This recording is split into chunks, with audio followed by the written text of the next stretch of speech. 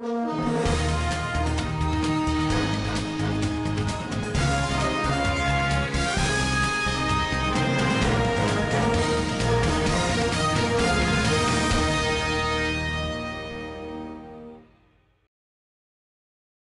vrai, et c'est évident, hein?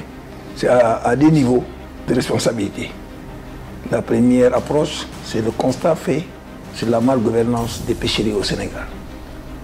La deuxième approche, s'il y a aujourd'hui une articulation impossible et invivable de l'approche recherche pétrole et la pêche.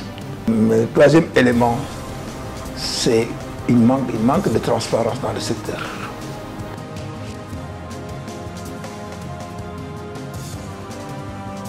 Dans la première approche, comme je l'ai souligné, on ne peut pas avoir un code de la pêche muet, non articulé à la dimension de gestion environnementale équitable et qu'on puisse faire une bonne pêche.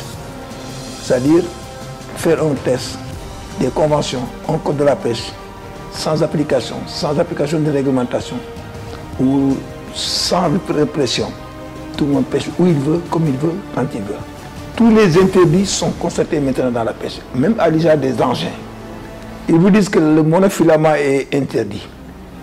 Et vous allez vous rendre compte que dans la trajectoire du commerce, il n'est pas interdit dans le code commercial, mais à l'acquisition dans le secteur de la pêche, le commerçant bénéficie de l'avis d'exonération décerné au service de la pêche. On ne peut pas comprendre ce qui se passe.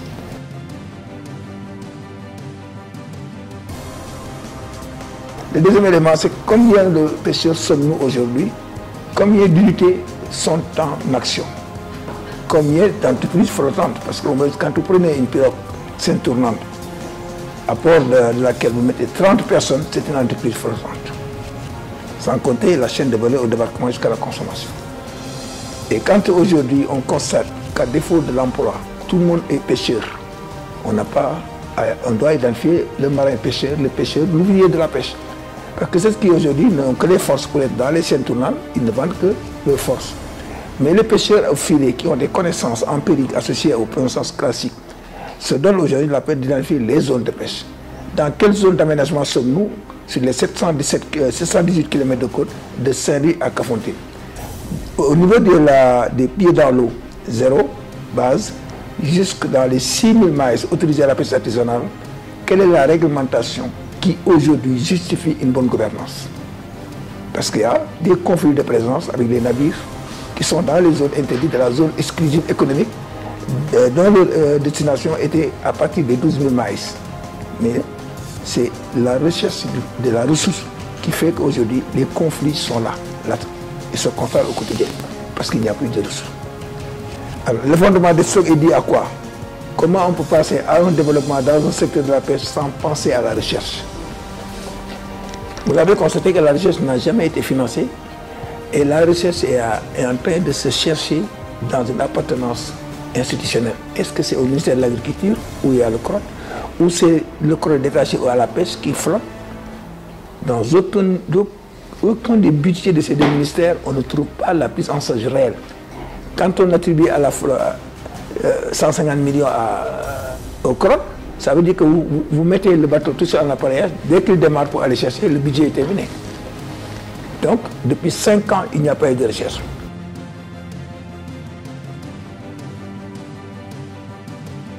Et ce qui est plus grave, c'est quand nous avons des conventions de pêche, on exige l'avis scientifique de le stock à exploiter. Et quand il n'y a pas aujourd'hui d'excédent, on n'autorise pas un accord. C'est une obligation de la Convention des Nations Unies sur le droit de la mer. Il y a un excédent, il y a un accord. Il n'y a pas d'excédent, vous ne pouvez pas, parce que nous dépendons fortement de cette sécurité alimentaire. Et ce que nous devons consommer, nous ne devons pas la céder. Alors voilà donc des choses, des contradictions qui font que vous avez touché vraiment sur votre question un point qui est fondamental. La ressource au centre, mais qu'est-ce qui fait qu'il y a une rareté? Mal gouvernance. Il y a une mauvaise gestion des ressources, inexpliquée, inexplicable. Et en dessous de tout cela, c'est qu'il y a une tango. La tango, pour moi, c'est la corruption. Ça se danse à deux. Celui qui est corrompu et celui qui corrompt.